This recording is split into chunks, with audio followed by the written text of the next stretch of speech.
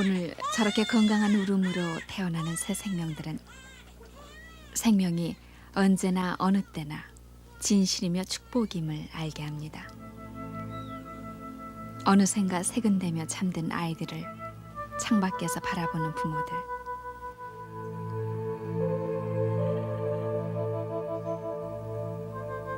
한 세대 30여 년 전에도 생명은 어김없는 축복이었을 터인데도 이 아이들의 부모가 태어날 그 무렵 병원이란 그저 몹쓸 병을 고치러 가보고 싶은 소원으로만 머물던 곳이었을 뿐, 판잣집이나 초가에서 아이는 태어났고 사립이나 처마에 걸린 금줄만이 우리들의 외로운 탄생의 초라한 신호였습니다.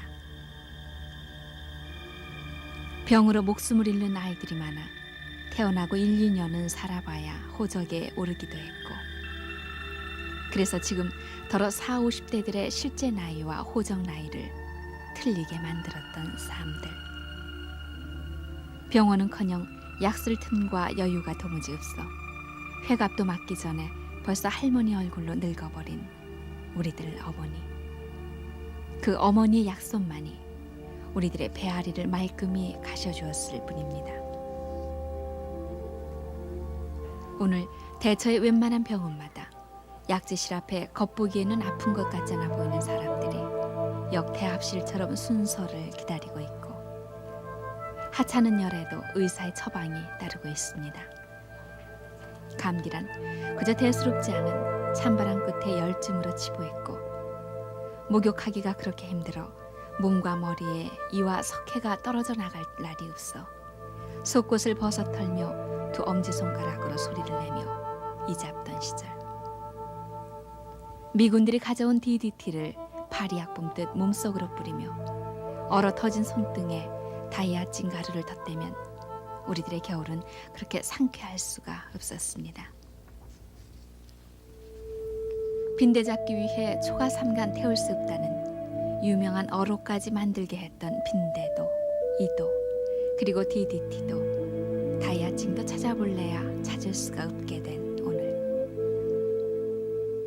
회충이 많아 횃배를 앓던 우리들의 야윈 배를 쓸어주던 어머니의 까실까실했던 그 약손만이 이 밤 그립습니다.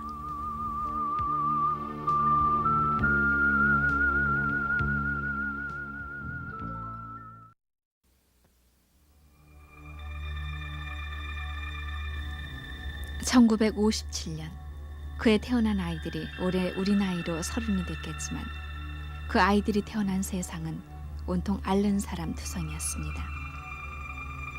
삼남지방엔 100만 명의 간디스토마 환자들이 배앓이를 하고 있었고, 수아마비 환자만도 14만 명, 결핵 환자가 80만 명, 그 이듬해는 전국을 휩쓴 뇌염으로 630여 명이 목숨을 잃는 등 앓는 사람들로 해서 우리들의 삶은 끝간데까지 가 있었습니다.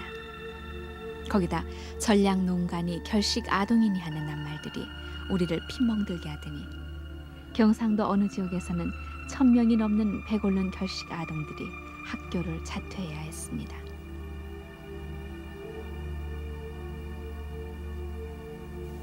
먹을 것 없고 역질이 휩쓸던 그때, 그래도 가을은 우리에게 나락 구경도 하게 했고 전염병을 덜어는 가시게 해줬습니다. 가을 들녘에서 맨발로 볕단을 나르는 아이도 발 시려운 줄 몰랐고, 남의 품맛이 볕단 일을 하지만 흰 쌀밥 얻어먹을 수 있다는 한 가닥 설렘에 황량한 가을 들판을 스치는 바람도 힘겹진 않았습니다. 무락무락 김이 나는 하얀 쌀밥이 밥 한 그릇을 고봉으로 채워도 어느 결엔가 밥그릇은 비어져 있지만 노상 굶주렸던 배는 쌀밥에 놀라 탈이 나고 맙니다. 배탈이 난 아이는 배 아프다며 이리저리 뒹굴었고, 어머니는 부엌으로 달려가 개떡을 쪄먹을 때 부풀리던 소다가루 한 숟갈을 아이에게 먹이고, 내 손이 약손이다 하며 까칠한 손바닥으로 아이의 배를 쓰다듬어주면 어느새 아이는 아픔을 잊고 잠이 듭니다. 소다가루와 어머니의 약손, 그것이 우리들의 소화제였습니다.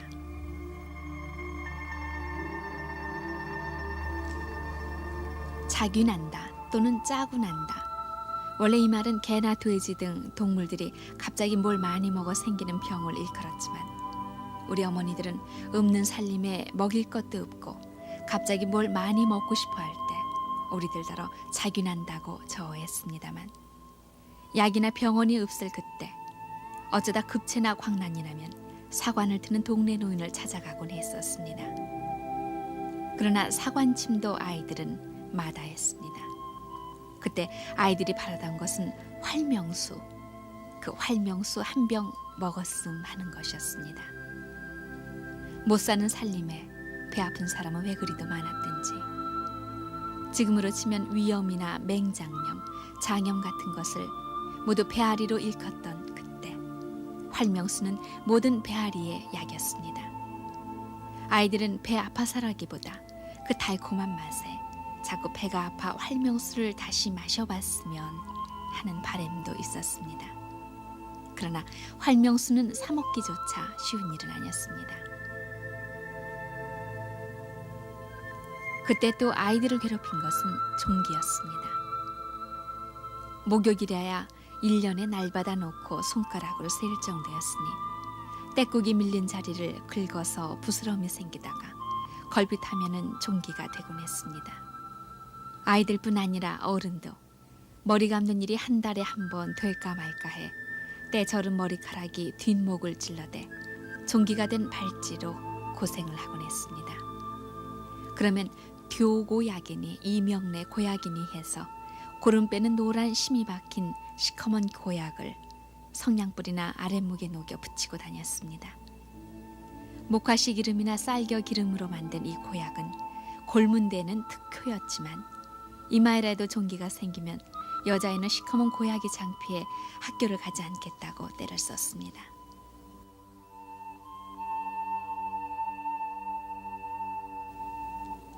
지금이야 한겨울에 흑자는 하는 아이들도 없고 또 털장가 웃는 아이들이 거의 없지만 그때만 해도 추위에 세수도 제대로 못한 손을 내놓고 다니던 때여서 아이들의 손은 걸핏하면 터져 피가 흘렀습니다.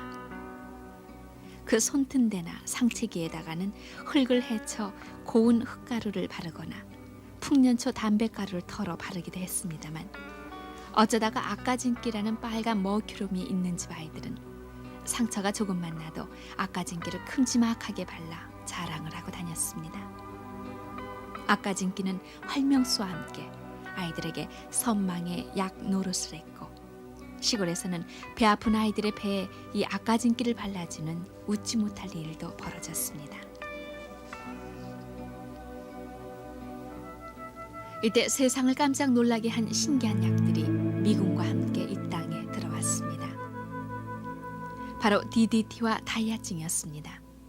설파제로서 폐렴 치료약인 다이아증은 항균 약효가 뛰어났지만 설파제가 무엇인지 항생제가 무엇인지도 몰랐던 그때 이 다이아증은 만병통치약이었습니다. 배가 아파도 다이아증, 머리가 아파도 다이아증, 상처난 곳에 가루를 내발라도 귀신같이 낫곤 했습니다. 다이아증의 선풍적인 인기를 끌자 판잣집이 대부분인 제약업계에서는 다이아증과 비슷한 이름의 약을 만들어 톡톡한 재미를 보기도 했습니다. 그때는 다이아증 그러면 한국 사람들이 전부가 다 만병통치로 알고 그 다이아증이면 그저 뭐 배 아픈 데도 먹고 소 안 되는 데도 막 먹었어요. 근데 그게 낫거든. 왜 낫느냐? 그쪽에는 사실 우리나라 사람들이 약을 많이 복용 못했었어요. 48, 9년대인데 1948, 9년대인데 군인들이 갔다가 이제 구호 물자로 풀어놓고 자기들가 쓰다가 이제 그 유출되고 그런 거를 한참 쓰다 보니까 한 3, 4년 지난 게 이제 그 없어졌어요. 없으니까 정식으로 그 AID 자금으로다가 그 다이아솔 연고 다이아솔을 주문해서 분말을 주문해 가지고 연고를 만들어서 주부에 넣어서 그거와 똑같이 이렇게 만들어서 말이지 다이아솔 연고를 해가지고서 한참 그때 했죠. 한 4, 5년 잘 팔았죠. 그리고 그때는 다이아증 연고 그러면 뭐 유형에는 뭐 절대 다 필요한 거니까 누구든지 뭐 신사고 뭐 어린애고 할 거 없어요.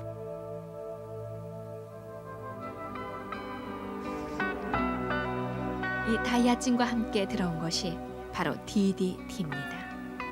강력한 살충제로 6.25 전쟁 때 방역 사업에 큰 공을 세운 DDT. 이것은 쓰레기뿐 아니라 이가 들끓었던 우리 몸에도 파리약 뿌려지듯 뿜어졌습니다. 그런가 하면 눈이 침침해 이를 잡을 수 없었던 할머니들은 이 DDT를 가정 상비약으로 감춰놓고 디덕티라고 불렀습니다. 잠자리에 들기 전 할머니는 이나 빈대가 다니는 방구석마다 뿌리기도 했고 친척들이 찾아오면 선심을 쓰듯 옷 속에 이 디덕티를 뿌려줬습니다. DDT 냄새가 골치를 아프게 해 얼굴을 찌푸리면 할머니께서는 빈대나 이를 잡는 재미에 그까짓 거 못 참느냐고 야단을 치기도 했습니다. 특히 50년대 같으면 주로 사람들이 이 잡는 데 많이 썼지요. 뭐 머리에도 막 DDT를 뿌리고 몸에도 뭐 속옷에도 뿌리고 방에도 뿌리고 자고 이러는데, 근데 그 당시에 보면 그 사람들이 그 DDT가 얼마나 몸에 유독한 건지를 모르고 그냥 굉장히 많이 썼어요.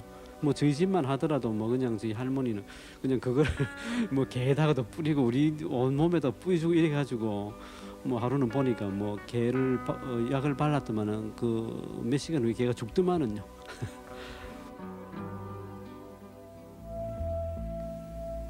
DDT와 다이아진이 만병통치약으로 성과를 올리면서 눈먼 봉사도 눈뜨게 하는 약 갖고 왔다고 떠드는 가짜 다이아진 가루, 가짜 맨스로담과 일수였지만 그래도 이런 약들이 우리들의 가정 상비약이었습니다. 그러나 이런 약으로는 매년 여름이면 찾아오는 전염병을 당해낼 도리가 없었습니다. 여름이면 장마 물난리로 쓰러져갈 망정 내 집이었었던 판잣집, 초가집이 통째로 떠내려갔고 뒤이어 호열자로 불리던 콜레라, 또 연병이라 부르던 장티푸스로 몇백 명씩의 목숨을 잃었는가 하면 극성되는 뇌연모기는 70년대 초까지 우리를 괴롭혔습니다. 일종 전염병이라 해서 콜레라니 장티푸스가 발생하면 새끼줄이 처지고 흉가처럼 통행이 금지되면서 제대로 치료도 못 받고 무더기로 목숨을 잃곤 했습니다. 해방 이듬해만 해도 부산에서 발생한 콜레라로 11,000여 명이 숨졌는가 하면 55년에는 뇌염으로도 760여 명이 목숨을 잃었고 58년에는 전국 국민학교에 휴교령이 내려진 가운데 635명이 희생됐습니다. 이런 콜레라나 뇌염은 60년대 들어와서도 극성을 부려 63년에는 부산에서 69년에는 군산에서 집단 콜레라 환자가 발생해 임시 휴교는 물론 집회 금지령마저 내려졌습니다.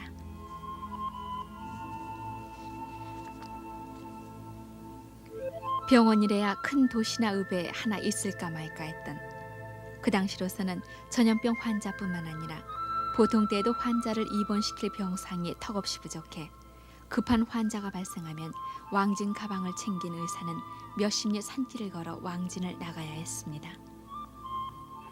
통행 금지가 있어서 이 통행증을 안 가지면은 힘듭니다. 그래서 가족도 오기 힘들어 하거든요. 그러니까 배수소에다 연락하면 배수소에서 허가를 얻어가지고 여기다 도장 저 통행증 여기 도장까지 손에다 손바닥에다 통행증 받아가지고 그 가져오고 같이 가서 하는데 가보면은 참 눈물이 나와서 가서 돈을 뭐 이제 이 왕진료 따라 돈 달라고 하는 것보다도 그 사는 거 보고 돈 주고 싶은 그런 생각이 많은 환자들이 그때는 야간에 조금나 경제적 여유 있는 사람은 낮에 얻고 오든지 그러니까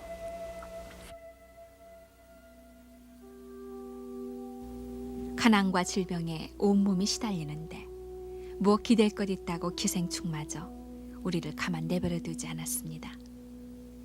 20년 전만 해도 전 국민의 90%가 기생충에 감염돼 있었고 무서운 간디스트마 환자만 해도 600만 명이 훨씬 넘었습니다.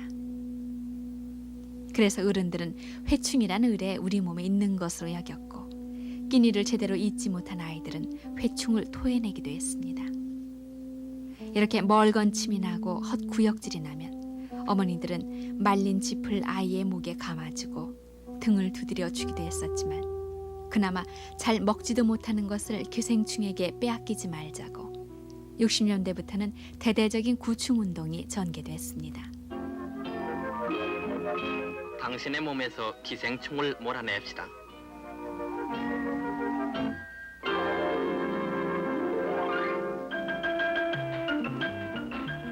보약을 먹기 전에 구충약을 먹읍시다. 날 것은 되도록 익혀서 먹읍시다.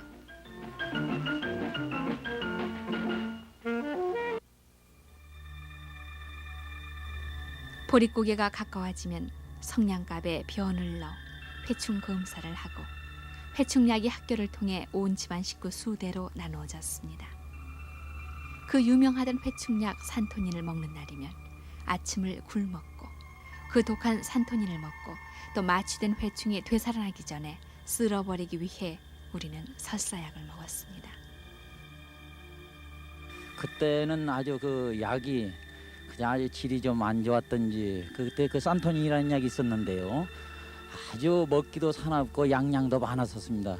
그래 그거 한번 먹이려면 그냥 심지어는 코를 잡고 이렇게 먹이는 그런 수도 있었고 또 그 먹고 난 다음에는 그냥 하늘이 이렇게 노라가지고서 글씨를 안 본다고 못 보겠다고 뭐 그렇게 이야기하는 애들 많이 있었고 심지어는 그 체력이 달리는 그런 상태였으니까 영양도 부족하고 그랬겠죠. 그러니까 그냥 잠을 자는 그런 어린이들도 있었습니다. 그 먹이기 전에는 반드시 밥을 굶겨서 먹여야 된다고 그랬기 때문에 더더욱 그저 어린이들에게 그 괴로움을 줬었겠죠.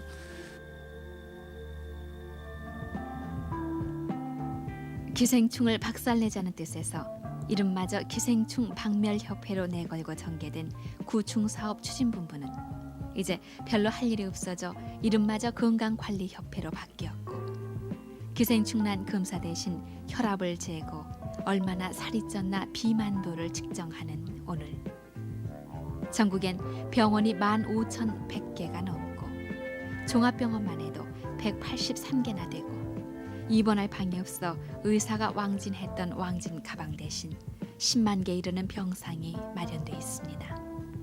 또 건강은 건강할 때 지키자며 멀쩡한 사람들이 병원에 와서 정기적으로 검진을 받고 있고 배 꺼질까 뛰지도 못했던 아이들이 이젠 성인이 돼 비만은 만병의 근원이라며 어느 약국에서 살 빼는 약이 들어왔다면 귀가 번쩍 트이고 있습니다. 이젠 전국 어디에 가도 공중보건의가 있어 평균 30분이면 의료시설을 이용할 수 있지만 불과 10년 전만 해도 열이 나며 앓고 있는 아이를 어찌할 바를 몰라 뜬 눈으로 밤을 새던 어머니들의 애처로운 밤이 있었습니다. 그 흔한 해열제 하나 없어 보리쌀을 넣은 보자기로 머리를 짚어가며 펄펄 끓는 아이를 달래야 했던 어머니들의 안타까웠던 기억.